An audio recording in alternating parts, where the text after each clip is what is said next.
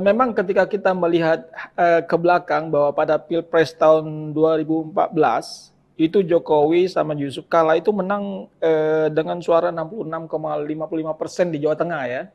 Kemudian pada 2019 Jokowi juga bersama Ma'ruf Amin, wapresnya juga menang sana dengan 77,26%. Artinya sebenarnya suara PDI otomatis ya itu terangkat ketika Jokowi menjadi capres. Nah, apakah benar ada efek pengamat banyak melihat bahwa sebenarnya suara Jokowi itu tidak semata-mata suara dari partai. Ada suara yang pro Jokowi, tapi ada suara PDI yang pro Jokowi, seperti itu. Gimana Anda melihatnya?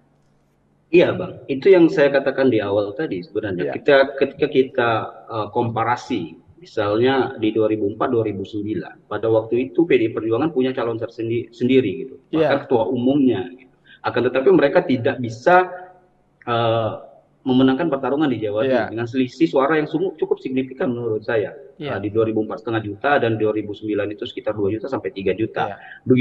Nah, ketika di 2014 calon dari PDI Perjuangan mencalonkan diri, terlepas ada beberapa konteks yang mempengaruhi, tapi ketika kita melihat fenomena ini, kita lihat historinya, track recordnya dari 2004 sampai ke 2014 dan 2019, dari 2019 ke 2024 itu kita memang melihat bahwasanya kalau saya melihat analisa saya melihat bahwasanya memang ini efek dari ketokohannya Jokowi. Karena ketika kita melihat, kita menyimpulkan ini adalah suara partai, tetapi terbukti di 2004-2009 mereka tidak bisa memenangkan pertarungan pemilihan presiden di kandang mereka sendiri. Nah, bahkan yang menarik itu sebenarnya, Bang, saya membaca hasil rilis surveinya Indikator itu melihat bahwasanya approval rating Pak Jokowi di Jawa Tengah itu cukup tinggi.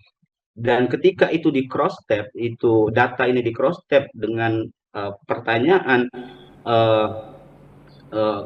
dari approval rating 78-79 sekian persen itu yang paling banyak itu adalah dari basis partai PDI Perjuangan. Jadi orang pemilih partai PDI di Jawa Tengah itu sebagian besar menyatakan bahwasanya mereka sangat puas dengan ataupun puas dengan kinerja presiden, dibuktikan dengan approval rating yang cukup tinggi. Nah, ini saya melihatnya ini menarik.